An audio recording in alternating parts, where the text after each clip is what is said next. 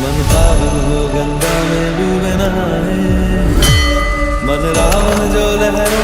હર હર મહાદેવ। તો આજે આપણે આવી ગયા હતા ઉનકંટેશ્વર મંદિરે। તો આ મંદિરની વાત કરીએ તો આ મંદિર 2000 વર્ષ જૂનું મંદિર છે અને 2000 વર્ષ પહેલાં સ્વયં મહાદેવજી પ્રગટ થયા હતા આ મંદિરે। તો ચાલો એ મંદિરનું દર્શન કરી લઈએ પહેલાં। તો ચાલો। जो चला गया वो लौट के फिर ना आए तेरा कर्म ही है जो संग दे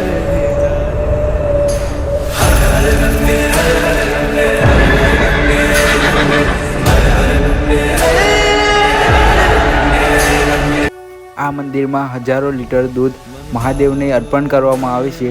ત્યારે એ દૂધ અર્પણ કરેલું જે કાશી નામના મણિકર્ણિકા નામના એક ગુફામાં જાય છે અને તે સમાઈ જાય છે પાતાળમાં। તો આપણે વાત કરીએ તો આ મંદિરની પ્રગટ કેવી રીતે થયું આ મંદિર। તો મિત્રો આ મંદિર એક જાંબાલી ઋષિ નામના એક ઋષિ હતા।